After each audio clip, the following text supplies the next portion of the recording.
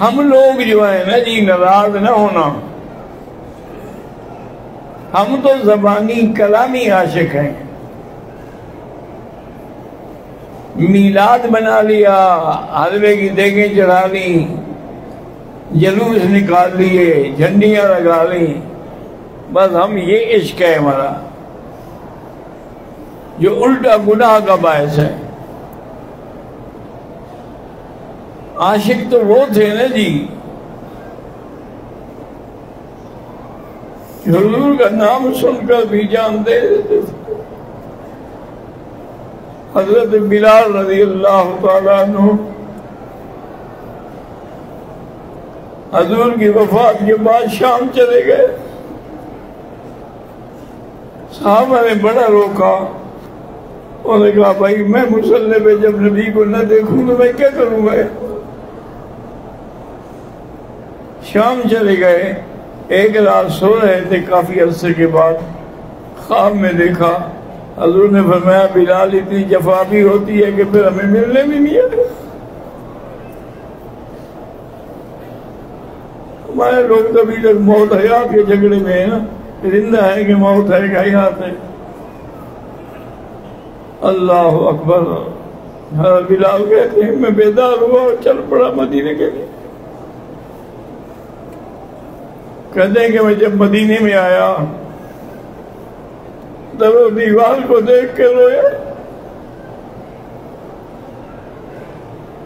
سارے صحابہ کے بڑے بڑے لوگ انہوں نے مجھے کہا کہ بلال آج حضور والی اذان سنا دے۔ اللہ نے حضرت بلال کا آواز بھی بلند بھی تھی اور خوبصورت آواز بھی تھی، شکل کا بھی تھی۔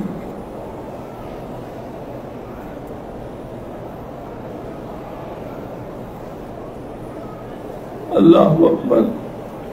حضرت نے کہا بھائی ناراض نہ ہوں، مجھ سے برداشت نہیں ہوتا، میں جب کہوں گا اشہد ان محمد الرسول اللہ، مجھے حضور تو نظر نہیں آئیں گے، میں یہی مر جاؤں گا، اذان کوئی نہیں کر سکوں گا۔ لوگوں نے کہا یہ نہیں مانے گا، حسن حسین کو لیا۔ حضرت حسن حسین چھوٹے تھے، ان کو لے آئے، ان سے پیار کیا، انہوں نے کہا بلال ہمیں نانے والی اذان۔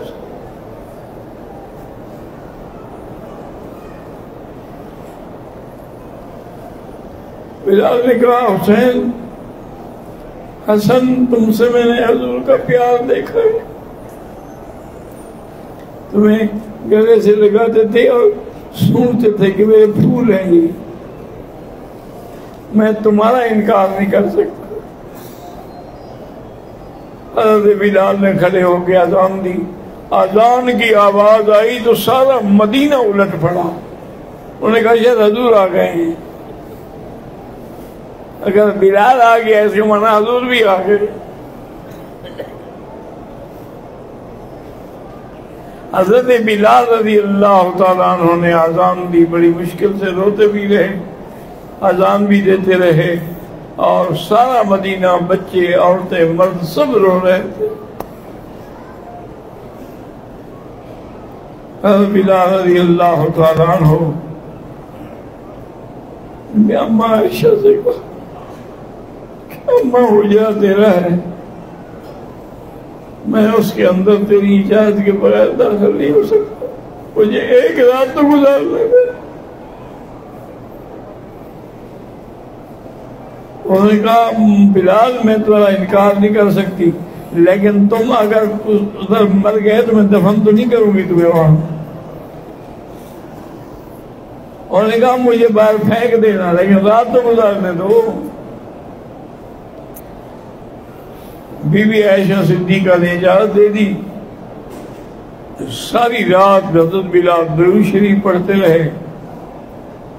وہی اذان کا وقت آیا صبح کا جب آ کے حضور کو جگاتا تھا، اس اذان کے وقت باہر نکلے، لوگوں نے پھر بھی انہوں نے کہا بس جو ہو گیا سو ہو گیا، مجھ سے اذان نہیں ہو سکتا۔ اور اس کے بعد پھر کسی کو پتہ نہیں چلنے دیا کہ مجھے روک نہ دیں، تو چھوڑ کے پھر چلا گیا مدینہ سے۔ ایک دن حضور صلی اللہ علیہ وسلم یار درود شریف نہ پڑھ سکو تو صلی اللہ علیہ وسلم نے پڑھا کرو۔ ایسے بخیل حاجی تو میں نے نہیں دیکھے، نہ درود پڑھتے ہیں نہ لبیک پڑھتے ہیں۔ ہم چھوٹے ہوتے تھے، ایام حج جب آتے تھے نا تو پوری گلیاں گونجتی تھی لبیک اللہم لبیک لبیک لا شریک لک لبیک۔ اب تو پتہ نہیں ہوتا ہے کون ہے، ایئر کنڈیشن بسیں ہیں، شیشے بند ہیں، حاجی اندر بیٹھے ہوئے ہیں۔ اب تو صرف رسم رہ گئی۔